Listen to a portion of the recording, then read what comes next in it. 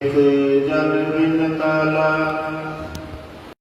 नीव सखान कृपाला अवलोक्यो कालो जिन काला बोलत बहादुर बचन विसाला। वाहिगुरु जी का खालसा वाहिगुरु जी की फतेह। राजान राज पानान पान देवान देव उपमा महान सतगुरु गुरुता गद्दी ते सुभाए मान सहबां दी निरंजनी जोत गुरु ग्रंथ साहिब पिता जीआं दी पावन हजूरी अंदर संध्या दे दीवान सजे ने। आप माई भाई जिन्हां दा गुरु दे नाल प्यार है, गुरु दे नाल प्रेम है, महाराज दी कथा सुनन वास्ते पहुँच जाने हो। ये सच है, एक रिश्ता हुंदा साध संगत। ये दुनियावी बंधन है कि जिहदे घर अपनी आउणी जानी है ना, वो अपने हर दुख ते सुख विच अपने घर बोलो जी आउंदा है। इसे तरह महाराज सच्चे पातशाह दे रब दे प्यारे कहंदे सिखा दो वेले गुरु नानक दे घर आया कर। जदों किते समा आया महाराज भी तेरे घर आउणगे। तां ही कह दिता अमृत वेला वडियाई कहंदे अमृत वेले साई नूं टाइम दिया कर। जिथे सारियां दा टाइम बच्चियां वास्ते टाइम, सस सहुरे वास्ते, पति वास्ते, रिश्तेदारां वास्ते, कपड़ियां वास्ते, सारा टाइम टेबल आपां सैट कीता हुंदा सवेर तो शामां दा। कहंदे इहदे चों थोड़ा जिहा ਇਹ भी टाइम रख भी इन्ना चिर मैं गुरु घर जाना। याद रखी जिदन तेरा टाइम मुकना है ना, उस दिन फिर उन्हें तेरा टाइम सैट कर देना। तो महाराज कहंदे करमी आवे कपड़ा नदरी। अर्थ बथेरे कीते विद्वानां ने, पर यह भी एक अर्थ कीता। कहंदे जदों आपां विहड़े दे विच पए होना, सारे भैन भरा कपड़ा 2 मीटर लैके आउंदे आ ते वो शरीर ते पाई जांदे ने, पिछां होई जांदे ने। पर गुरु नानक साहब कहंदे मैं भी आवांगा, जे तू मेरा हो गया ना मैं भी आवांगा। लोकी तेरा मूँह वेख के लोई पा के पिछां हुंदे आ, ढक दिंदे तेरा चेहरा, पर मैं तेरे चेहरे नूं ढकांगा नहीं, तेरे चेहरे नूं सवार दांगा।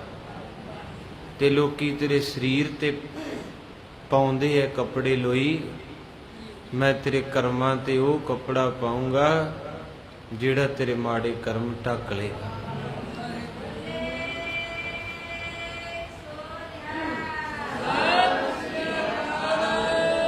इस करके साध संगत है किसी कोल इदां दा कपड़ा जिहड़ा अपने कर्म कीते जिहड़े आपां कर बैठे अज तो पहलां जवानी च बचपन च पहले समय च वो ढके वो ही ढक सकदा।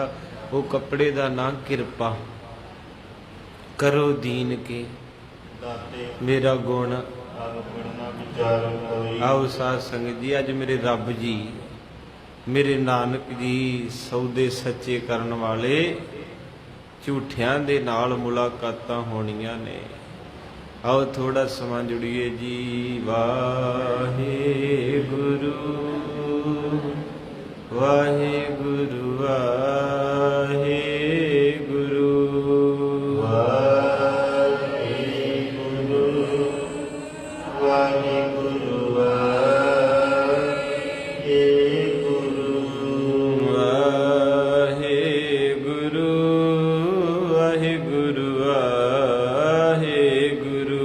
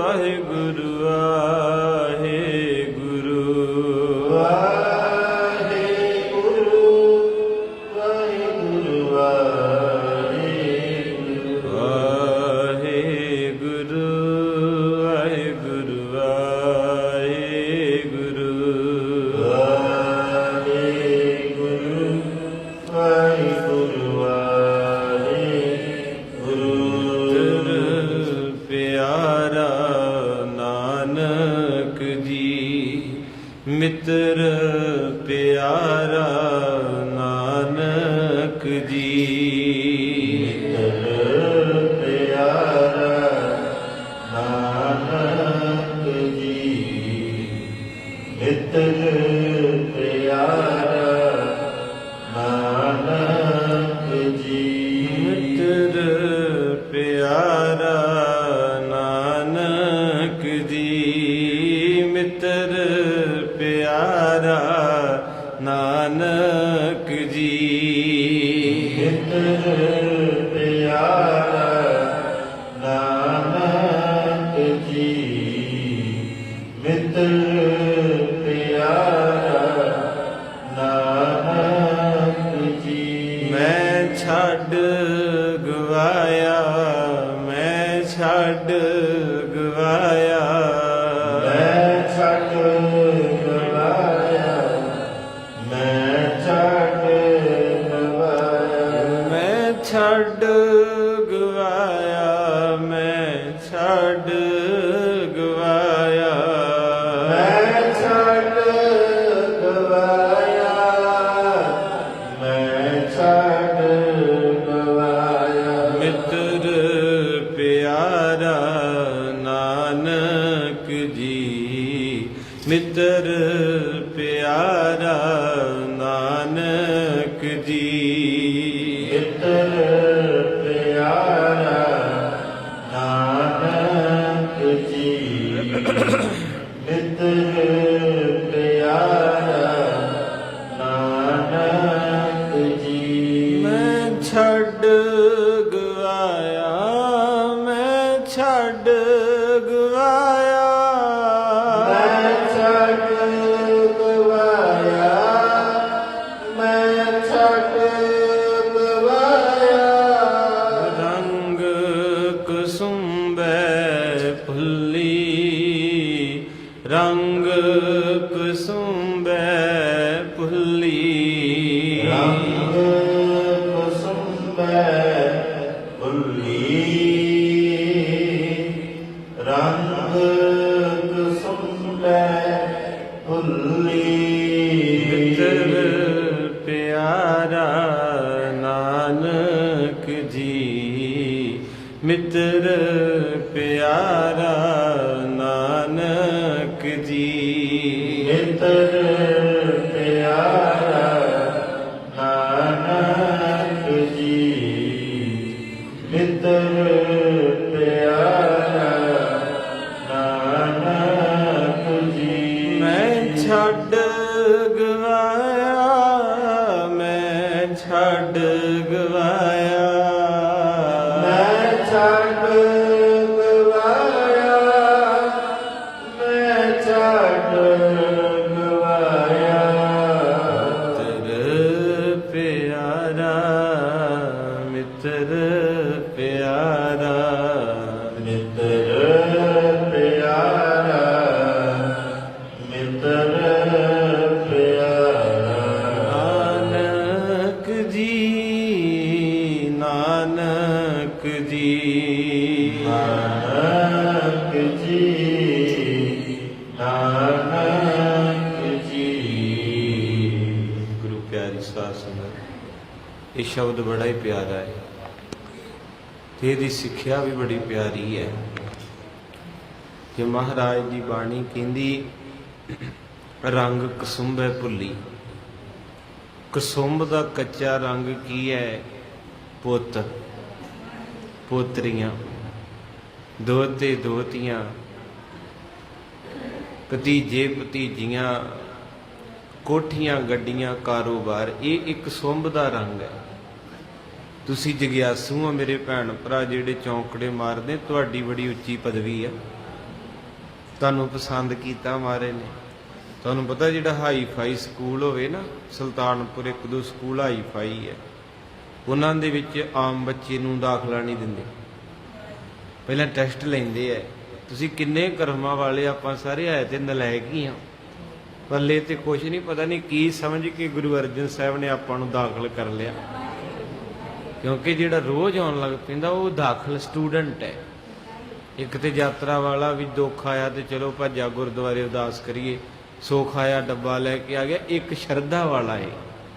ਤੋ ਮਹਾਰਾਜ ਸਾਹਿਬ ਜੀ ਕਹਿੰਦੇ ਇਹਨਾਂ ਪੁੱਤ ਪੋਤਰੀਆਂ ਦੋਤੇ ਦੋਤੀਆਂ ਡਾਲਰ ਪੌਂਡ ਗੱਡੀਆਂ ਇਸ ਕਸੁੰਭ ਦੇ ਰੰਗ ਨੇ ਮੈਨੂੰ ਮੇਰੇ ਪਿਆਰੇ ਤੋਂ ਦੂਰ ਕਰਤਾ। ਕਈ ਵਾਰੀ ਬੰਦਾ ਬਿਜ਼ਨਸ ਵਿੱਚ ਨਾ ਬਿਜ਼ਨਸਮੈਨ ਜਿਹੜੇ ਉਹ ਆਪਣੇ ਬੱਚਿਆਂ ਨੂੰ ਨਹੀਂ ਟਾਈਮ ਦਿੰਦੇ, ਘਰ ਵਾਲੀ ਨੂੰ ਵੀ ਨਹੀਂ, ਮਾਂ ਪਿਓ ਨੂੰ ਵੀ। ਪਰ ਜਿੱਦਣ ਕਿਤੇ ਉਹ ਮਾਂ ਚਲੇ ਜਾਂਦੀ ਨਾ ਤੇ ਫਿਰ ਉਹ ਛੁੱਟੀ ਲੈ ਕੇ ਆਉਂਦਾ ਆਪਣੀ ਡਿਊਟੀ ਤੋਂ ਤੇ ਸਿਵਾ ਤਾਂ ਬਲ ਗਿਆ ਹੁੰਦਾ, ਪਰ ਉਹ ਮੁੜ ਕੇ ਸਾਰੀ ਰਾਤ ਦਿਨ ਇਹੋ ਹੀ ਸੋਚੀ ਜਾਂਦਾ ਮੈਂ ਆ ਪਹਿਲਾਂ ਹੀ ਆ ਜਾਂਦਾ, ਮੈਂ ਬਹਿ ਹੀ ਲੈਂਦਾ, ਮੈਂ ਇੰਨਾ ਹੀ ਫਸ ਗਿਆ, ਮੈਂ ਮਾਂ ਨਾਲ ਗੱਲਾਂ ਨਹੀਂ ਕੀਤੀਆਂ। ਬਸ ਇਦਾਂ ਹੀ ਗੁਰੂ ਨਾਨਕ ਸਾਹਿਬ ਰੱਬ ਜੀ ਮਾਂ ਏ ਤੇ ਟਾਈਮ ਕਿਸੇ ਕੋ ਨਹੀਂ ਹੈਗਾ। ਇੱਥੇ ਤੇ ਫਿਰ ਵੀ ਮਾੜਾ ਮੋਟਾ ਹੈਗਾ, ਬਾਹਰ ਤੇ ਉੱਕਾ ਹੀ ਨਹੀਂ ਹੈਗਾ, ਉੱਥੇ ਤੇ ਭੁੱਲ ਜੋ ਕਿਤੇ। ਇਸ ਕਰਕੇ ਮਹਾਰਾਜ ਸਾਹਿਬ ਦੀ ਬਾਣੀ ਦੇ ਆਪਾਂ ਸਾਰਿਆਂ ਬੋਲ ਪੜ੍ਹੇ, ਮਿੱਤਰ ਪਿਆਰਾ ਨਾਨਕ ਜੀ ਮੈਂ ਛੱਡ ਗਵਾਇਆ। ਕਹਿੰਦੇ ਛੱਡਤਾ ਆਪਾਂ। ਇੱਕ ਹੁੰਦਾ ਛੱਡਣਾ, ਇੱਕ ਹੁੰਦਾ ਗਵਾਉਣਾ। ਤੁਹਾਨੂੰ ਪਤਾ ਜਿਹੜਾ ਛੱਡ ਦਈਏ ਉਹਨੂੰ ਫੇਰ ਪਕੜ ਸਕੀਦਾ ਏ, ਜਿਹੜਾ ਗਵਾਚ ਜੀ ਉਹਨੂੰ ਲੱਭਣਾ ਔਖਾ ਹੋ ਜਾਂਦਾ। ਦੋ ਸ਼ਬਦ ਹੈ, ਮੈਂ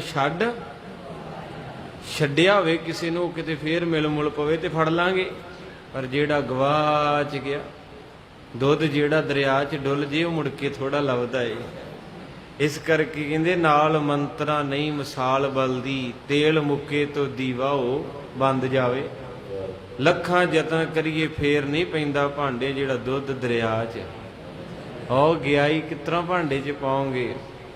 ਤੋ ਇਸ ਕਰਕੇ ਮਹਾਰਾਜ ਸੱਚੇ ਪਾਤਸ਼ਾਹ ਕਹਿੰਦੇ ਐ ਮੇਰੇ ਪਿਆਰੇ ਗੁਰੂ ਗ੍ਰੰਥ ਸਾਹਿਬ ਗਰੀਬ ਨਵਾਜ਼ ਦੀ ਆਵਾਜ਼ ਪੜ੍ਹੀ ਆਪਾਂ ਵੀ ਆ ਇੱਦਾਂ ਦੇ ਲਾਲਚ 'ਚ ਮੈਨੂੰ ਫਸਾ ਗਿਆ ਬਾਬਾ ਨਾਨਕਾ, ਇੱਦਾਂ ਦਾ ਬੀਜੀ ਕਰ ਗਿਆ, ਮੈਨੂੰ ਤਾਂ ਤੇਰਾ ਚੇਤਾ ਵੀ ਨਹੀਂ ਆਉਂਦਾ, ਮੈਨੂੰ ਤਾਂ ਤੇਰੇ ਘਰ ਆਉਣ ਲਈ ਟਾਈਮ ਵੀ ਨਹੀਂ ਮਿਲਦਾ, ਇੰਨੇ ਕੁ ਧੰਦੇ ਐ। ਕਹਿੰਦੇ ਫਰੀਦਾ, ਵੈਸੇ ਸ਼ਲੋਕ ਨਹੀਂ ਇਹ, ਉੱਦਾਂ ਕਿਹਾ ਮੌਤੋਂ ਭੁੱਖ ਬੁਰੀ, ਰਾਤੀ ਖਾਧੀਆਂ 15 ਤੇ ਸਵੇਰੇ ਫੇਰ ਖੜੀ, ਨਾ ਇਹਨੇ ਭਰਨਾ ਹੈ ਤੇ ਨਾ ਬੰਦੇ ਨੇ ਰੁਕਣਾ ਹੈ। ਇਸ ਕਰਕੇ ਤੁਸੀਂ ਰਸ ਲੈਣ ਵਾਲੇ ਐ, ਬੜਾ ਆਨੰਦ ਸਤਿਗੁਰੂ ਬਖਸ਼ਿਸ਼ ਕਰਦੇ। ਪਤਾ ਨਹੀਂ ਇੱਥੇ ਕੀ ਇਸ ਘਰ ਦੇ ਵਿੱਚ, ਬਾਹਰ ਵੀ ਕਥਾ ਕਰੀਦੀ ਜਾਈਦਾ, ਪਰ ਉਹ ਰਸ ਨਹੀਂ ਆਉਂਦਾ ਜਿਹੜਾ ਬਾਪੂ ਦੀ ਗੋਦੀ 'ਚ ਹੈ। ਪੰਗਤੀਆਂ ਇਹੋ ਹੀ ਹੁੰਦੀਆਂ, ਸਾਖੀਆਂ ਇਹੋ ਹੀ ਹੁੰਦੀਆਂ, ਪਰ ਇੱਥੇ ਆਪ ਬੈਠਾ ਨਾ ਤਖਤ ਬੈਠਾ ਅਰਜਨ ਗੁਰੂ, ਸਤਿਗੁਰ ਕਾ ਖਿਵੈ ਦੁਆ। ਮੇਰੇ ਪਾਤਸ਼ਾਹ ਮਹਾਰਾਜ ਜੀ ਮੈਂ ਇਹਨਾਂ ਰੰਗਾਂ 'ਚ ਇੰਨਾ ਕੁ ਫਸ ਗਿਆ, ਆਪਣਾ ਮਿੱਤਰ ਹੀ ਛੱਡਦਾ। ਇਹ ਗੱਲ ਕਹਿ ਰਹੇ ਭਾਈ ਬਾਲਾ ਜੀ ਗੁਰੂ ਅੰਗਦ ਸਾਹਿਬ ਨੂੰ, ਨਾਲੇ ਰੋ ਪਏ। ਤੁਸੀਂ ਕੱਲ ਸੁਣੀ ਸੀ ਕਥਾ ਸਿੰਘ ਸਾਹਿਬ ਪਾਸੋਂ, ਵੀਰ ਜੀ ਹੁਣੀ ਕਹਿੰਦੇ ਰਿਪੀਟ ਕਰ ਦਿਓ ਮਾੜਾ ਜਿਹਾ। ਤੋ ਗੁਰੂ ਸਾਹਿਬ ਜੀ ਕਿਰਪਾ ਕਰਦੇ ਨੇ ਭਾਈ ਬਾਲਾ ਜੀ, ਕਿਉਂਕਿ ਇਹ ਸਾਗਰ ਆ, ਜਿੰਨੇ ਵੀ ਕਥਾਵਾਚਕ ਰਾਗੀ ਢਾਡੀ ਇਹ ਪੰਛੀ ਆ, ਜਿਹਦੀ ਜਿੰਨੀ ਕੁ ਚੁੰਝ ਭਰਦੀ ਉਹ ਓਨਾ ਕੁ ਚੁੱਕ ਲੈਂਦਾ। ਸਾਰੇ ਸਤਿਕਾਰਯੋਗ ਭਾਵਨਾ ਦੇ ਨਾਲ ਮਹਾਰਾਜ ਦੀ ਸੇਵਾ ਕਰਦੇ ਆ। ਤੋ ਇਸ ਕਰਕੇ ਗੁਰੂ ਗਰੀਬ ਨਵਾਜ। ਹੁਣ ਇੱਕ ਚੀਜ਼ ਹੋਰ ਵੇਖਿਓ, ਚੌਰ ਵੀ ਉਹੋ ਹੀ ਹੈ, ਥਾਂ ਵੀ ਉਹੋ ਹੀ ਹੈ, ਪਰ ਕਰਨ ਵਾਲੇ 'ਚ ਫਰਕ ਆ। ਉਹਦਾ ਕਾਰਨ ਕੀ ਵੀ ਜੇ ਮੈਂ ਪਕੜਿਆ ਮੈਂ ਇਦਾਂ ਇਦਾਂ ਕਰਨਾ ਹੈ ਨਾ, ਇੱਕ ਉਹ ਭਾਵਨਾ ਹੁੰਦੀ ਵੀ ਇਧਰੋਂ ਸਤ ਨਾਮ ਤੇ ਇਧਰ ਵਾਹਿਗੁਰੂ, ਇਧਰੋਂ ਵਾਹਿਗੁਰੂ ਇਧਰ ਸਤਨਾਮ, ਅੰਦਰ ਭਾਵਨਾ। ਹੁਣ ਇੱਥੇ ਚੌਰ ਤਾਂ ਉਹੀ ਰਹਿਣਾ, ਕਰਨ ਵਾਲੇ 'ਚ ਫਰਕ ਪੈ ਜਾਣਾ। ਤੋ ਇਸ ਕਰਕੇ ਗੱਡੀ ਉਹ ਚਲਾਉਣ ਵਾਲੇ 'ਚ ਫਰਕ ਜ਼ਰੂਰ ਪੈਂਦਾ। ਭਾਈ ਬਾਲਾ ਜੀ ਬੜੇ ਵਿਰਾਗ ਵਿੱਚ ਰੋ ਰਹੇ। ਗੁਰੂ ਅੰਗਦ ਸਾਹਿਬ ਕਹਿੰਦੇ ਬਾਲਾ ਕੀ ਹੋਇਆ? ਉਹ ਵੀ ਕਹਿੰਦੇ ਮਿੱਤਰ ਪਿਆਰਾ ਨਾਨਕ ਜੀ ਮੈਂ ਕੱਲੇ ਨੂੰ ਖੂਹ ਤੇ ਬਹਾ ਕੇ ਆ ਗਿਆ, ਹੁਣ ਗੁੱਟ ਪਕੜਿਆ ਹੈ ਮਹਿਤਾ ਕਾਲੂ ਨੇ। ਕਹਿੰਦਾ ਚੱਲ ਇੱਕ ਵਾਰੀ ਮੈਨੂੰ ਦਿਖਾਉਣਾ ਕਰ, ਕਿੱਥੇ ਹੈ ਨਾਨਕ? ਬਹਿਰ ਜਾਈ ਬਿਖ ਜਲ ਬਿਨ ਤਲ, ਕਹਿੰਦੇ ਨੀਵ ਸਤਾਨ ਕਿਰਪਾਲਾ। ਕਹਿਣ ਲੱਗੇ ਹਨ ਕਿ ਬੜੇ ਪ੍ਰੇਮ ਦੇ ਨਾਲ ਮੁਹੱਬਤ ਦੇ ਵਿੱਚ ਭਿੱਜੇ ਹੋਏ ਮੇਰੇ ਨਾਨਕ ਜੀ ਉਸ ਸੁੱਕੇ ਤਲਾਬ ਦੇ ਕੰਢੇ ਤੇ ਬੈਠੇ ਹਨ। ਤੇ ਕੀ ਵੇਖਿਆ? ਵੈਸੇ ਨੀਮ ਸਥਾਨ ਕਿਰਪਾਲਾ, ਤੇ ਤਲਾਬ ਦੇ ਕੰਢੇ ਨੀਵੀਂ ਥਾਂ ਤੇ ਬੈਠੇ ਆ। ਆਖੋ ਵਾਹਿਗੁਰੂ। ਕਿਉਂਕਿ ਜਿੱਥੇ ਇੱਕ ਦੁਨੀਆ ਦੀ ਨਜ਼ਰ ਨਾ ਪਵੇ, ਇਹ ਨੋਟ ਕਰਨੀਆਂ ਚੀਜ਼ਾਂ ਵੀ ਇੱਕ ਤਾਂ ਮਹਾਰਾਜ ਰਾਹ 'ਚ ਰੋਕ ਗਏ, ਉਹ ਤਾਂ ਸਭ ਨੂੰ ਪਤਾ, ਪਰ ਬੈਠੇ ਕਿੱਥੇ? ਤਲਾਬ ਸੁੱਕਾ ਸੀ, ਤੇ ਸੁੱਕਾ ਤਲਾਬ ਜਿਹੜੀ ਨਹਿਰ ਹੁੰਦੀ ਉਹ ਨੀਵੀਂ ਹੁੰਦੀ ਹੈ, ਤੇ ਉਹਦੇ ਵਿੱਚ ਕੋਈ ਬਹਿ ਜੇ ਤੇ ਬਾਹਰੋਂ ਦੀਦਾ ਨਹੀਂ। ਤੇ ਮੇਰੇ ਪਾਤਸ਼ਾਹ ਨੀਵੇਂ ਥਾਂ ਬੈਠੇ ਆ, ਕਿਉਂਕਿ ਜਦੋਂ ਬੇਰ ਸਾਹਿਬ ਵੀ ਜਾਓਗੇ ਤੇ ਜਿਹੜਾ ਭੋਰਾ ਸਾਹਿਬ ਹੈ ਉਹ ਦਰਬਾਰ ਨਾਲੋਂ 5-6 ਫੁੱਟ ਨੀਵਾਂ। ਉਹਦਾ ਕਾਰਨ ਕਦੀ ਸਮਝਿਆ ਤੁਸੀਂ?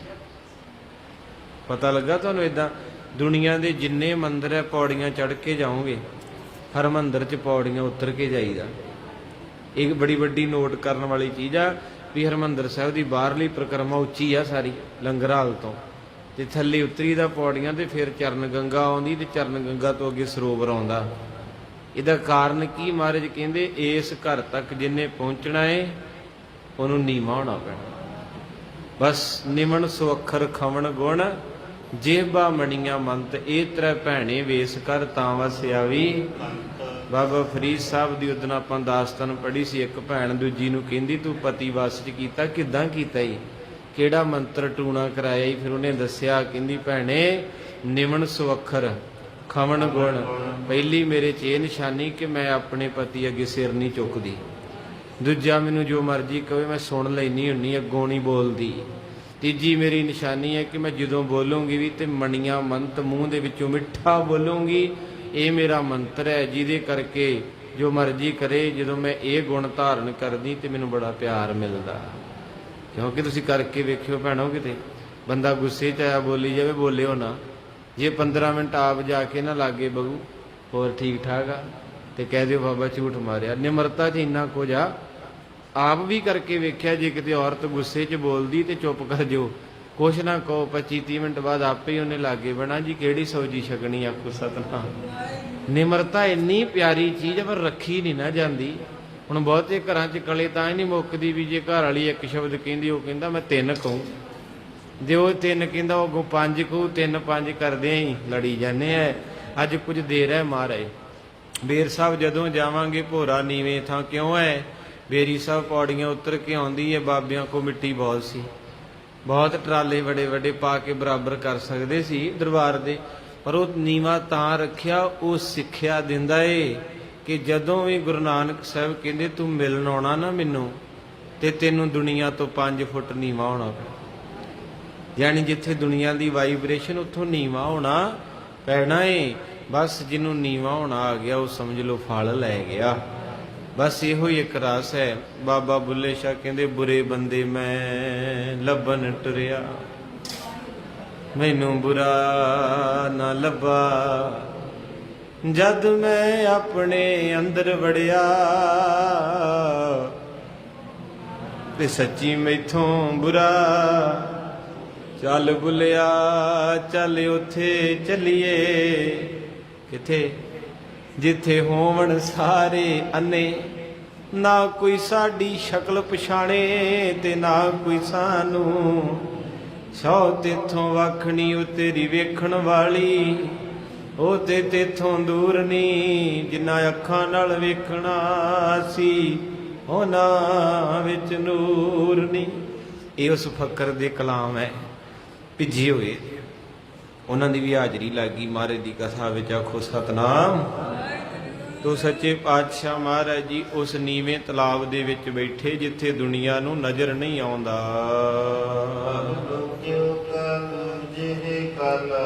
ਔਰ ਕਹਿੰਦੇ ਉਸ ਵੇਲੇ ਮਹਿਤਾ ਕਾਲੂ ਜੀ ਕਹਿੰਦੇ ਬਾਲਾ ਕਿੱਥੇ ਹੈ ਮੇਰਾ ਨਾਨਕ? ਇੱਕ ਵਾਰੀ ਕਾਬੂ ਆ ਲੈਂਦੇ, ਗੁੱਸਾ ਬੜੀ ਮਾੜੀ ਚੀਜ਼ ਹੈ। ਕਈ ਵਾਰੀ ਗੁੱਸੇ 'ਚ ਥਾਂ ਵਾਜੇ ਤੇ ਬੰਦਾ ਮਰ ਜਾਂਦਾ, ਤੇ ਬਾਅਦ 'ਚ ਬੰਦਾ ਪਛਤਾਉਂਦਾ। ਕਈਆਂ ਤੋਂ ਹੋਇਆ ਵੀ ਇਦਾਂ, ਬੱਚੇ ਨੇ ਗਲਤੀ ਕੀਤੀ, ਗੁੱਸੇ 'ਚ ਮਾਰ ਬੈਠੇ, ਵੱਜ ਟਿਕਾਣੇ ਗਈ ਤੇ ਮੁੱਕ ਗਿਆ ਬੱਚਾ। ਫਿਰ ਕੰਧਾਂ ਨੂੰ ਟੱਕਰਾਂ ਮਾਰ ਕੇ ਪਾਗਲ ਹੋ ਗਏ ਉਹ ਲੋਕ। ਤਾਂ ਕਰਕੇ ਮਾਰੇ ਕਹਿੰਦੇ ਸਭ ਤੋਂ ਗੁਰਬਾਣੀ ਨੇ ਗੁਰੂ ਗ੍ਰੰਥ ਸਾਹਿਬ 'ਚ ਮਾੜਾ ਕਿਹਾ 2 ਚੀਜ਼ਾਂ ਨੂੰ, ਇੱਕ ਕਾਮ, ਇੱਕ ਕ੍ਰੋਧ। ਇਹ ਦੋਵੇਂ ਬੰਦੇ ਦੀ ਜ਼ਿੰਦਗੀ ਗਾਲ ਕੇ ਰੱਖ ਦਿੰਦੇ। ਮਾਰੇ ਕਹਿੰਦੇ ਕਾਮ ਕ੍ਰੋਧ ਕਾਇਆ ਕੋ ਜਿਉਂ ਕੰਚਨ ਇਹ ਨਹੀਂ ਬਖਸ਼ਦੇ। ਕਾਮ ਜਦੋਂ ਸਿਰ ਚੜਦਾ ਉਹ ਨਹੀਂ ਵੇਂਦਾ ਵੀ ਇੱਜ਼ਤ ਕੀ ਹੈ, ਮੇਰਾ ਪਰਿਵਾਰ ਕੀ, ਲੋਕ ਕੀ ਆਖਣਗੇ, ਉਹਨੂੰ ਨਹੀਂ ਦੀਦਾ ਕੁਝ। ਬਾਅਦ 'ਚ ਪਤਾ ਲੱਗਦਾ, ਅੱਖਾਂ ਖੁੱਲਦੀਆਂ, ਮੁੜ ਕੇ ਕਹਿੰਦਾ ਗਲਤ ਕਰ ਬੈਠਾ। ਤੇ ਇੱਕ ਕ੍ਰੋਧ, ਇਹ ਵੀ ਜਦੋਂ ਆਉਂਦਾ ਏ ਖਤਮ ਕਰ ਜਾਂਦਾ ਸਭ ਕੁਝ। ਤੋ ਇਸ ਕਰਕੇ ਮਹਾਰਾਜ ਨੇ 2 ਤੋਂ ਬਚਣ ਵਾਸਤੇ ਸਿਮਰਨ ਦਿੱਤਾ ਹੈ, ਦਇਆ ਦਿੱਤੀ ਹੈ।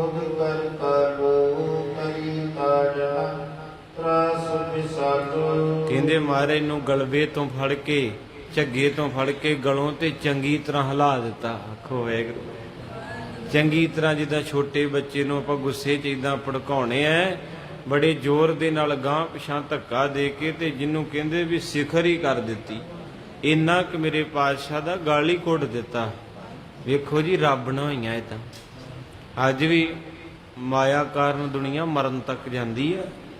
ਸਹੀ ਕੋਈ ਰਿਸ਼ਤਾ ਨਹੀਂ ਇੱਥੇ ਦੁਨੀਆ 'ਚ ਸੱਚਾ ਮਾਫ ਕਰ ਦੇਣਾ, ਜਿੰਨਾ ਚਿਰ ਤੁਹਾਡੀ ਜੇਬ ਭਰੀ ਤੁਹਾਡੇ ਸਾਰੇ ਹੀ ਆ। ਭਾਵੇਂ ਗੁੱਸਾ ਨਾ ਕਰ ਲਿਓ ਕੋਈ।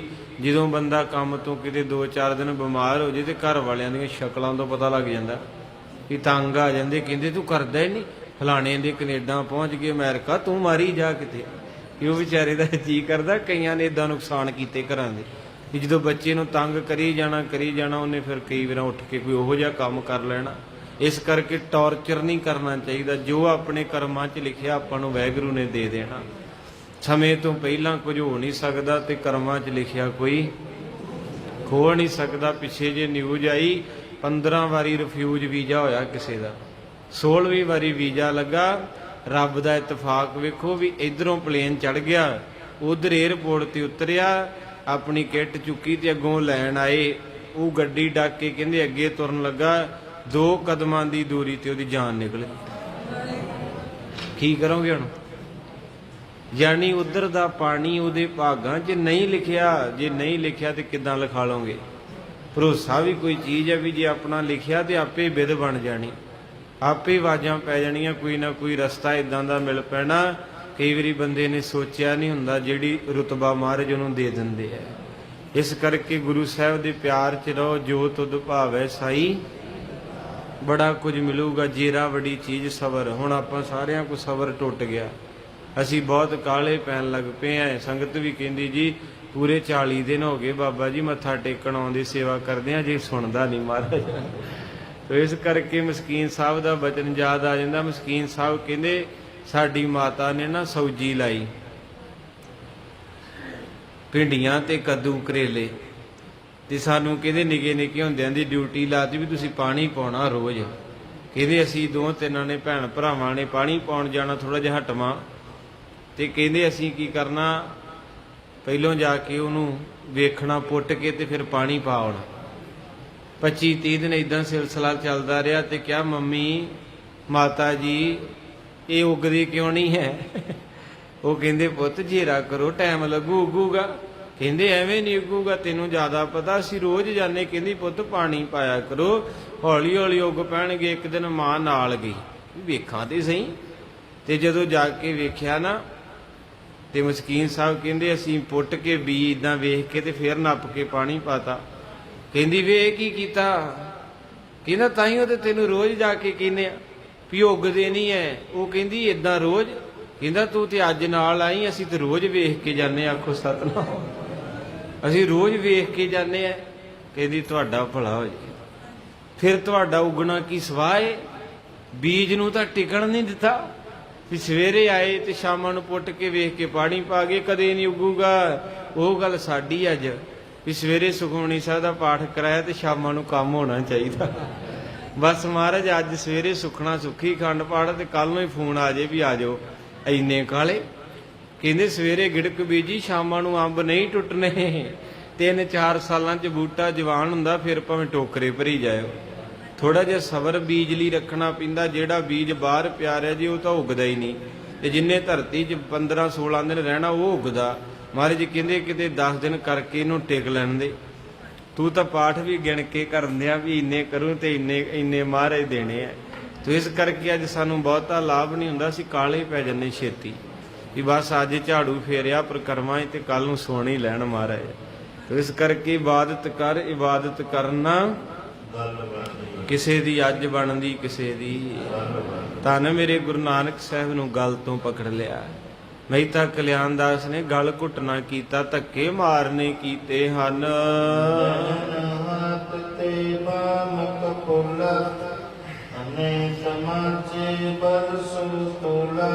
ਸਾਧ ਸੰਗਤ ਜੀ, ਆ ਜਿਹੜੀ ਹੁਣ ਘਟਨਾ ਹੋਣ ਲੱਗੀ ਹੈ, ਇਹਨੂੰ ਵੇਖ ਕੇ 5 ਦਰਿਆਵਾਂ ਨੇ ਧਾਹਾਂ ਮਾਰੀਆਂ।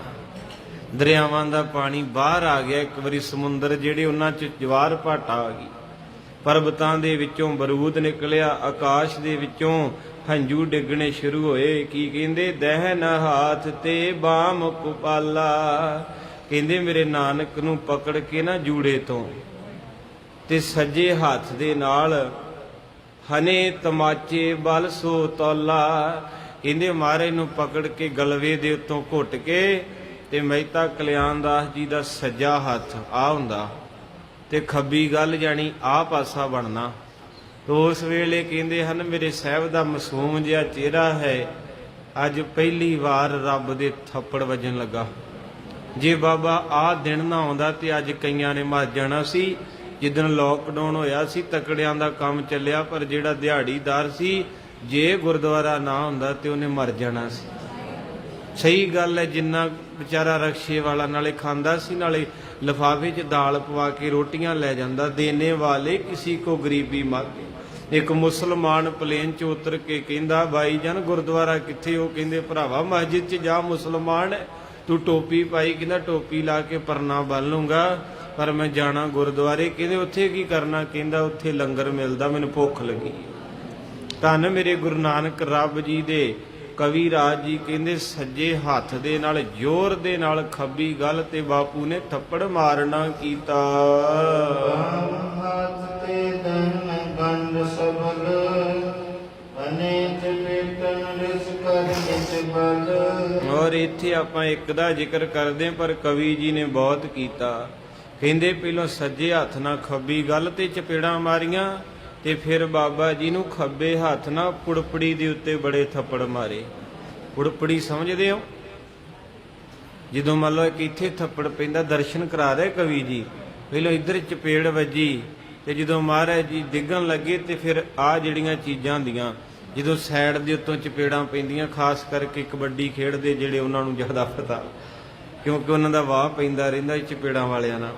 ਤੋ ਇਸ ਕਰਕੇ ਮੇਰੇ ਹਜੂਰ ਪਾਤਸ਼ਾਹ ਮਹਾਰਾਜ ਦਾ ਮਾਸੂਮ ਚਿਹਰਾ ਤੇ ਬਾਪੂ ਨੂੰ ਗੁੱਸਾ ਇੰਨਾ ਮਾਰ ਮਾਰ ਕੇ ਥੱਪੜ ਅੱਜ ਰੱਬ ਦਾ ਚਿਹਰਾ ਜਿਹੜਾ ਉਹਦਾ ਰੰਗ ਬਦਲ ਦਿੱਤਾ ਹੈ।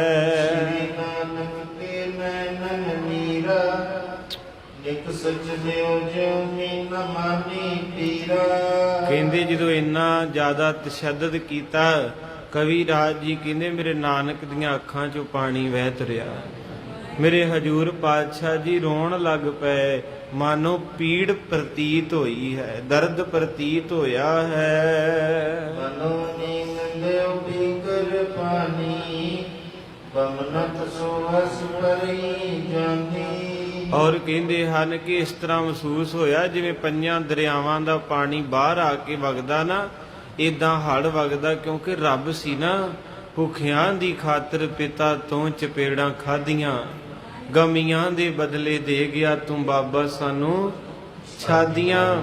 ਬਾਲਾ ਤੇ ਮਰਦਾਨਾ ਦੋ ਯਾਰ ਕੈਸੇ ਚੁਣੇ ਤੈ, ਕੋੜੀਆਂ ਦੇ ਕੀਰ ਨੇ ਕੁੱਲੀਆਂ 'ਚ ਜਾ ਕੇ ਆਪਣੀ ਛਾਪ ਤੇ ਗੜਵੀ ਸਾਧਾਂ ਨੂੰ ਫੜਾ ਆਉਂਦਾ ਸੀ, ਲਾ ਕੇ ਆਪਣੀ ਕੰਬਲੀ ਤੇ ਨੰਗਿਆਂ ਤੇ ਪਾ।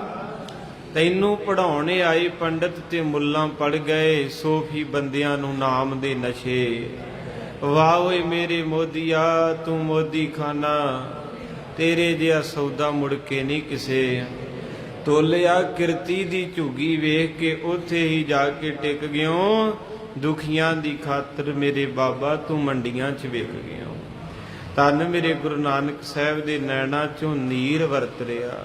ਕਵੀ ਰਾਜ ਕਹਿੰਦੇ ਮਾਨੋ ਦਰਿਆ ਬਾਹਰ ਆ ਗਏ, ਹੁਣ ਹੜ ਆ ਗਿਆ ਹੈ। ਭਲੇ ਕਮਲ ਦਲ ਜਲ ਜਿਉ ਸੋਭਾ, ਗੋਦਨ ਪਰ ਮੁਕਤਾ ਸ਼ਬ ਲੋਭਾ। ਕਵੀ ਜੀ ਕਹਿੰਦੇ ਜਿਨ੍ਹਾਂ ਸੰਗਤਾਂ ਨੇ ਦਰਸ਼ਨ ਕੀਤੇ ਆਖੋ ਵਾਹਿਗੁਰੂ। ਅੱਜ ਆਪਾਂ ਨੂੰ ਵੀ ਹੋ ਗਏ, ਚਲੋ ਕੋਈ ਸੰਗਤ ਦਰਸ਼ਨ ਕਰਨ ਆਈ ਬਹਿ ਗਈ, ਕਰਮਾਂ ਵਾਲਾ ਹੀ ਬਹਿੰਦਾ, ਨਹੀਂ ਤੇ ਬਹਿੰਦਾ ਨਹੀਂ ਕੋਈ। ਹਸਪਤਾਲਾਂ 'ਚ 9 ਵਜੇ ਜਾਈਦਾ, ਪਰਚੀ ਕਟਾ ਕੇ 5 ਵਜੇ ਤਾਈਂ ਬਹੀਦਾ ਤੇ ਸ਼ਾਮਾਂ ਨੂੰ ਦਵਾਈ ਲੈ ਕੇ ਢਿੱਲੇ ਮੂੰਹ ਨਾਲ 5 ਰੁਪਈਆਂ ਦੀ ਦੇ ਕੇ ਆ ਜੀਦਾ। ਪਤਾ ਨਹੀਂ ਗੁਰਦੁਆਰੇ ਆ ਕੇ ਕੀ ਹੁੰਦਾ। ਇੱਥੇ ਤੇ ਬਸ ਮੱਥਾ ਟੇਕਈ ਤੇ ਉਹ ਬੂਹੇ 'ਚ ਰੁਪਈਆ ਐ ਸੁੱਟਣਗੇ ਕਿ ਜੇ ਬੰਦਿਆ ਆਇਆ ਕਿਤੇ ਤੇ ਕਿਤੇ ਬਹਿ ਜਾ ਕਰ, ਕਿਤੇ ਸਾਈਂ ਦਾ ਕੋਈ ਸ਼ਬਦ ਸੁਣ ਲਾ। ਕਾਲੀ ਨੇ ਖਾ ਲਿਆ ਸਾਨੂੰ, ਆਖੋ ਸਤਨਾਮ। ਕਈ ਬੰਦੇ ਮੈਂ ਵੇਖੇ ਇੱਥੇ 2 ਮਿੰਟ ਨਹੀਂ ਰੁਕਦੇ। ਉਹ ਗੁਰਦੁਆਰੇ ਦੇ ਬਾਹਰ ਕੋਈ ਸੱਜਣ ਮਿੱਤਰ ਮਿਲ ਪਿਆ ਤੇ 2-2 ਘੰਟੇ ਸਿਆਸਤ ਦੀਆਂ ਗੱਲਾਂ ਹੀ ਕਰੀ ਜਾਂਦੇ। ਇੰਨੇ ਜਿੱਤਣਾ ਹੀ, ਇੰਨੇ ਹਾਰ ਜਾਣਾ ਹੀ, ਇੰਨੇ। ਮਹਾਰਾਜ ਕਹਿੰਦੇ ਵਾਹ ਓਏ ਇੰਨਾ ਪਿਆਰ ਨਹੀਂ ਆਪਣੇ ਗੁਰੂ ਨੂੰ ਕਰਦਾ। ਤੋ ਕਹਿਣ ਲੱਗੇ ਉੱਥੇ ਜਿਹੜੀ ਸੰਗਤ ਸੀ ਨਾ, ਉਹਨਾਂ ਮੇਰੇ ਨਾਨਕ ਵੱਲ ਤੱਕਿਆ ਤੇ ਕਵੀ ਜੀ ਕਹਿੰਦੇ ਜਿੱਦਾਂ ਸੁੱਚੇ ਮੋਤੀ ਉਦਾਂ ਦੇ ਹੰਝੂ ਮੇਰੇ ਨਾਨਕ ਦੀਆਂ ਅੱਖਾਂ ਚੋਂ ਡਿੱਗਦੇ ਹਨ। ਸੋਹਤ ਪਰ ਗਏ ਨੀਲੰਗ ਫੁੱਲਾ, ਜਿਉਂ ਤਲ ਪਰ ਅਰਨ ਅਡੋਲਾ। ਔਰ ਕਹਿੰਦੇ ਹਨ ਉਹਨਾਂ ਗੱਲਾਂ ਦੇ ਉੱਤੇ ਨੀਲ ਪੈ ਗਏ, ਪਿਆਰੇ ਜੇ ਚਿਹਰੇ। ਅੱਜ ਦਰਸ਼ਨ ਕਰ ਲਿਓ ਭਾਈ, ਅੱਖਾਂ 'ਚ ਮੋਤੀਆਂ ਵਰਗਾ ਜਲ। ਤੇ ਕਹਿੰਦੇ ਜਿਹੜੀਆਂ ਗੱਲਾਂ, ਗੁਰੂ ਨਾਨਕ ਸਾਹਿਬ ਦਾ ਚਿਹਰਾ ਮਾਸੂਮ ਸੀ, ਬੜਾ ਬੱਚਾ ਵੈਸੇ ਪਿਆਰਾ ਹੁੰਦਾ, ਕੋਮਲ। ਬਾਅਦ 'ਚ ਉਮਰ ਵੱਧਦੀ ਜਾਂਦੀ, ਚਿਹਰਾ ਵੀ ਭੱਦਾ ਹੁੰਦਾ ਜਾਂਦਾ, ਕਿਉਂਕਿ ਜਰ ਬੁਢੇਪਾ ਆ ਕੇ ਖਾ ਲੈਂਦਾ ਸਰੀਰ ਨੂੰ। ਕਈ ਵਾਰੀ ਪਿਛਲੀਆਂ ਫੋਟੋਆਂ ਵੇਖ ਕੇ ਬੰਦਾ ਕਹਿੰਦਾ ਹੁਣ ਇਦਾਂ ਦੇ ਚਾਹੀਦੇ ਸੀ, ਪਰ ਮਹਾਰਾਜ ਕਹਿੰਦੇ ਨਹੀਂ। ਗੱਲ ਜ਼ੁਬਾਨ ਚੋਂ, ਤੀਰ ਕਮਾਨ ਚੋਂ, ਗੋਲੀ ਬੰਦੂਕ ਚੋਂ ਤੇ ਬੰਦਾ ਜਹਾਨ ਚੋਂ, ਇਹ ਚਾਰੇ ਚੀਜ਼ਾਂ ਵਾਪਸ ਨਹੀਂ ਪਰਤਦੀਆਂ। ਇੱਕ ਵਾਰੀ ਲੰਘ ਗਏ ਪਤਣਾ ਤੋਂ ਪਾਣੀ, ਮੁੜ ਕੇ ਵਾਪਸ ਆਉਂਦੇ ਨਹੀਂ। ਕਦੇ ਨਹੀਂ ਰੱਬ ਦਾ ਨਾਮ ਧਿਆਇਆ, ਨਾ ਭੁੱਖੇ ਤਾਈਂ ਅੰਨ, ਤੈਨੂੰ ਮਹਾਂਪੁਰਖਾਂ ਸਮਝਾਇਆ, ਬੀਤੇ ਵਕਤ ਥਿਆਉਂਦੇ ਨਹੀਂ। ਲੰਘ ਗਏ ਪਤਣਾ ਤੋਂ, ਮੁੜ ਕੇ ਵਾਪਸ ਆਉਂਦੇ ਨਹੀਂ। ਕਹਿੰਦੇ ਮਹਾਰਾਜ ਜੀ ਦਾ ਚਿਹਰਾ ਬੜਾ ਪਿਆਰਾ, ਤੇ ਜਿੱਥੇ ਥੱਪੜ ਵੱਜਾ ਉੱਥੇ ਉਂਗਲਾਂ ਛਿਪ ਗਈਆਂ। ਤੇ ਕਵੀ ਰਾਜ ਜੀ ਨੇ ਕਮਾਲ ਕਰਤਾ, ਕਹਿੰਦੇ ਉਂਗਲਾਂ ਦੇ ਦਾਗ ਮੈਨੂੰ ਤੇ ਐਂ ਲੱਗਦਾ ਜਿਵੇਂ ਕਮਲ ਦੇ ਫੁੱਲ ਤੇ ਭੌਰਾ ਬਹਿ ਗਿਆ ਹੋਵੇ। ਇਸ ਤਰ੍ਹਾਂ ਮਹਾਰਾਜ ਦਾ ਚਿਹਰਾ ਪ੍ਰਤੀਤ ਹੋਇਆ ਹੈ।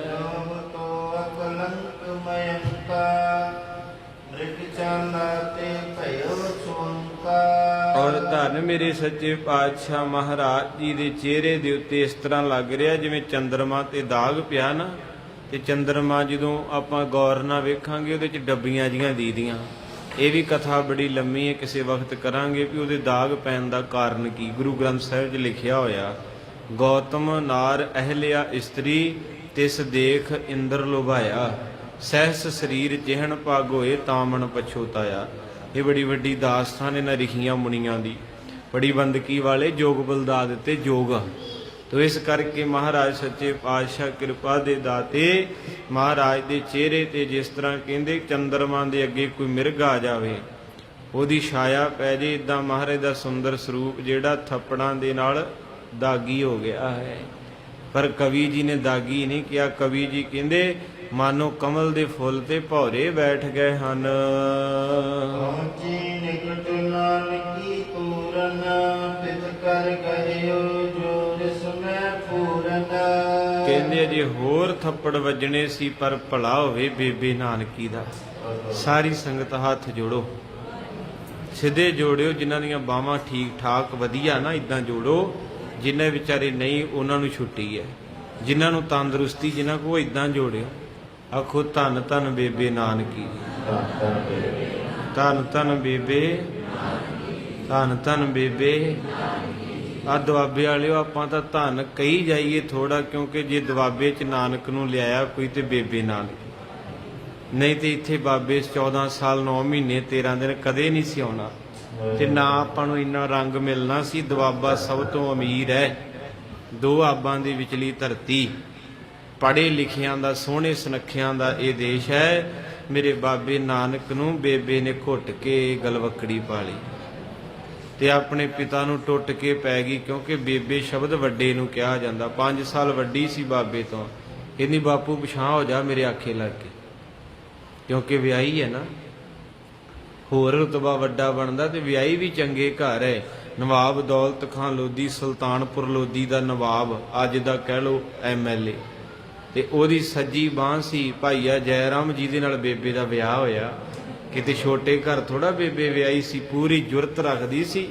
ਕਹਿਣ ਲੱਗੀ ਬਾਪੂ ਪਿਛਾਂ ਹੋ ਜਾ, ਜੇ ਹੁਣ ਮੇਰੇ ਵੀਰ ਨੂੰ ਮਾਰਿਆ ਤੇ ਮੇਥੋਂ ਬੁਰਾ ਕੋਈ ਨਹੀਂ। ਕਿੱਦਾਂ ਦਾ ਸਮਾਂ ਹੋਵੇਗਾ। ਕਵੀ ਰਾਜ ਜੀ ਕਹਿੰਦੇ ਬੇਬੇ ਨੇ ਭੱਜ ਕੇ ਜਾ ਕੇ ਗੁਰੂ ਨਾਨਕ ਨੂੰ ਗਲਵੱਕੜੀ 'ਚ ਲੈਣਾ ਕੀਤਾ।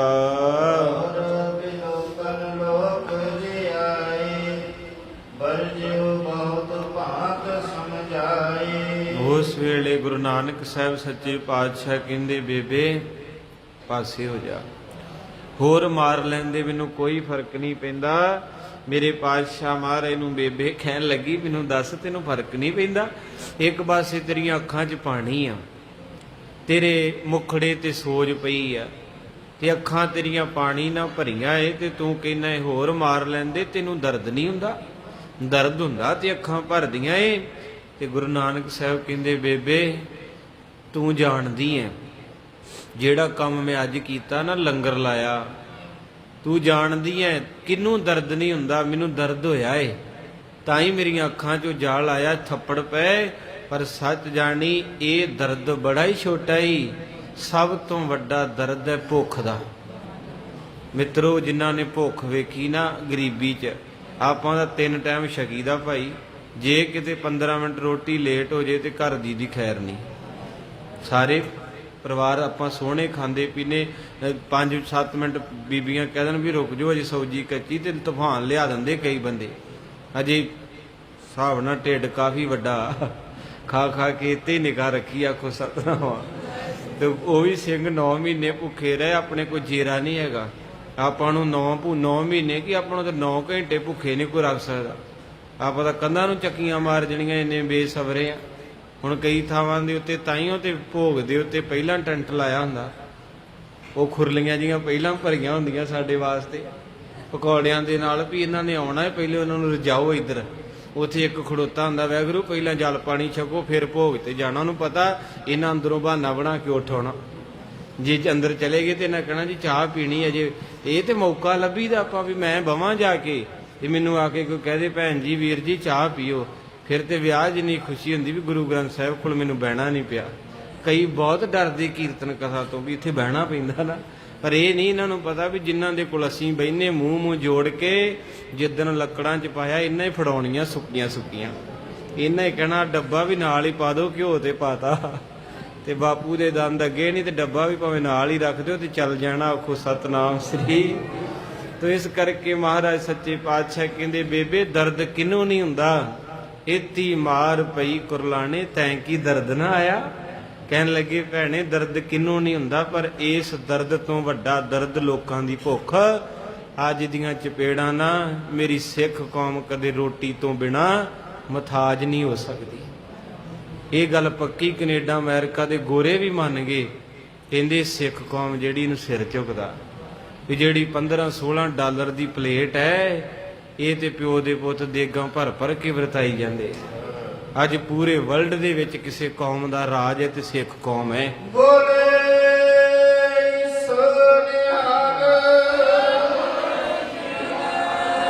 ਪਰ ਅੱਜ ਤੁਸੀਂ ਆਪਾਂ ਸਾਰੇ ਕਰਮਾਂ ਵਾਲੇ, ਮਿੰਟ 3 ਕੁ ਬਾਕੀ ਰਹਿ ਗਏ ਐ। ਆਓ ਮੇਰੇ ਪਾਤਸ਼ਾਹ ਗੁਰੂ ਨਾਨਕ ਸਾਹਿਬ ਜੀ ਨੂੰ ਬੇਬੇ ਨੇ ਗਲਵੱਕੜੀ ਪਾਈ, ਆਪਣੀ ਚੁੰਨੀ ਦੇ ਪੱਲੇ ਨਾਲ ਗੁਰੂ ਨਾਨਕ ਦੀਆਂ ਅੱਖਾਂ ਸਾਫ਼ ਕਰ ਰਹੀ ਹੈ, ਨਾਲੇ ਮੱਥਾ ਚੁੰਮਰੀ ਮਾਰੇ। ਕਹਿੰਦੇ ਬੇਬੇ ਪਰਾਂ ਹੋ ਜਾ। ਹੋਰ ਮਾਰ ਲੈਂਦੇ ਅੱਜ ਬਾਪੂ ਨੂੰ।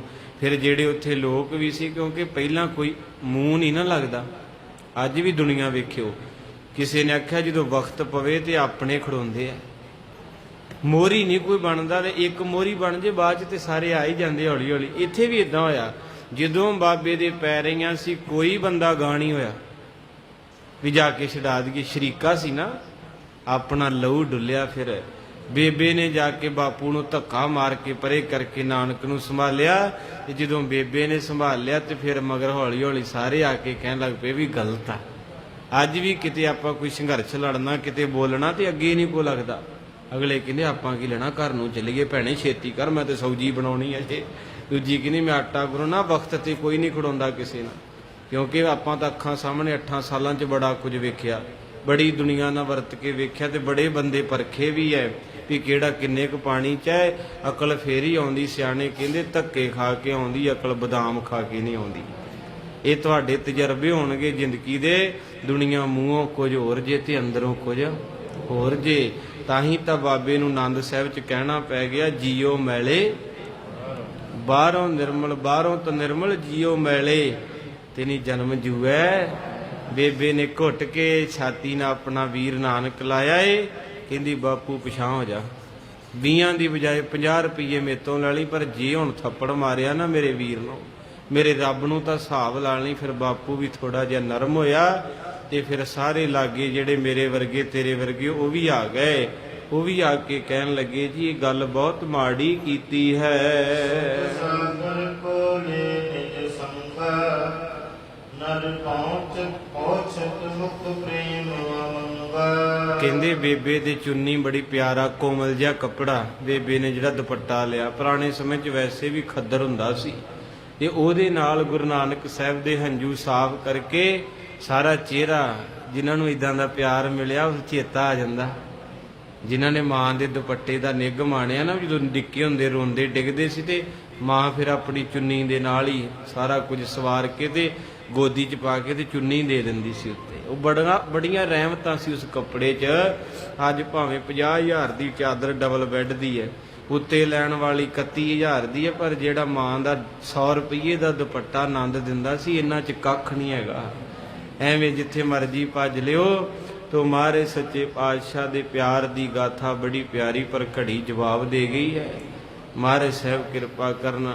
ਹੁਣ ਕੱਲ ਦੇ ਦੀਵਾਨ ਵਿੱਚ ਅੱਗੇ ਚੱਲਣਾ ਹੈ, ਤੇ ਬੇਬੇ ਨੇ ਪਿਆਰ ਇੰਨਾ ਕੁ ਕੀਤਾ, ਹੁਣ ਬੇਬੇ ਨੇ ਆਪਣੇ ਕੋਲ ਲੈ ਆਉਣਾ ਬਾਬੇ ਨੂੰ। ਹੁਣ ਨਹੀਂ ਛੱਡਣਾ ਉੱਥੇ ਪਾਕਿਸਤਾਨ ਦੀ ਧਰਤੀ ਤੇ, ਅਜੇ ਤੇ ਬੇਬੇ ਆਈ ਹੈ। ਹੁਣ ਅੱਗੇ ਪ੍ਰਸੰਗ ਆਉਣਾ ਰਾਏ ਬੁਲਾਰ ਦਾ। ਜਦੋਂ ਉਹਨੂੰ ਪਤਾ ਲੱਗਣਾ ਨਾ ਵੀ ਮੇਰੇ ਨਾਨਕ ਦੇ ਚਪੇੜ ਮਾਰੀ 20 ਤੋਂ, ਫਿਰ ਵੇਖਿਓ ਕੀ ਬਣਦਾ। ਤੜਥੱਲੀ ਤਾਂ ਫਿਰ ਮਚਣੀ, ਕਿਉਂਕਿ ਰਾਜਾ ਸੀ ਉੱਥੋਂ ਦਾ ਉਹ। ਜਦੋਂ ਉਹਨੂੰ ਪਤਾ ਲੱਗਣਾ ਹੈ ਵੀ ਮੇਰੇ ਨਾਨਕ ਨੂੰ ਕੁੱਟਿਆ, ਬੜਾ ਹੀ ਪਿਆਰਾ ਪ੍ਰਸੰਗ ਹੈ। ਮੈਂ ਇਦਾਂ ਨਹੀਂ ਦੱਸਾਂਗਾ ਕਿਉਂਕਿ ਰਸ ਨਹੀਂ ਬਣਨਾ। ਫਿਰ ਇਹ ਤਾਂ ਉਹੋ ਹੀ ਸੁਣਨਗੇ ਜਿਹੜੇ ਆ ਕੇ ਬਹਿਣਗੇ ਵੀ। ਆਖੋ ਸਤਨਾਮ। ਧੰਨ ਮੇਰੇ ਸੱਚੇ ਪਾਤਸ਼ਾਹ। ਰੰਗੀ ਹੱਸਦੇ ਰੰਗਾਂ ਦੇ ਵਿੱਚ ਰੋਂਦੇ ਨੇ, ਹੁੰਦੇ ਜੋ ਪਿਆਰੇ ਰੱਬ ਦੇ। ਰੰਗੀ ਹੱਸਦੇ ਰੰਗਾਂ ਦੇ ਵਿੱਚ ਰੋਂਦੇ ਨੇ, ਹੁੰਦੇ ਜੋ ਪਿਆਰੇ ਰੱਬ ਦੇ। ਰੰਗੀ ਹੱਸਦੇ ਰੰਗਾਂ ਦੇ ਵਿੱਚ ਰੋਂਦੇ ਨੇ, ਹੁੰਦੇ ਜੋ ਪਿਆਰੇ ਰੱਬ ਦੇ। ਰੰਗੀ ਹੱਸਦੇ ਰੰਗਾਂ ਦੇ ਵਿੱਚ ਰੋਂਦੇ ਨੇ, ਹੁੰਦੇ ਜੋ ਪਿਆਰੇ ਰੱਬ ਦੇ। ਰੰਗੀ ਹੱਸਦੇ ਰੰਗਾਂ ਦੇ ਵਿੱਚ ਰੋਂਦੇ ਨੇ, ਹੁੰਦੇ ਜੋ ਪਿਆਰੇ ਰੱਬ ਦੇ। ਰੰਗੀ ਹੱਸਦੇ ਰੰਗਾਂ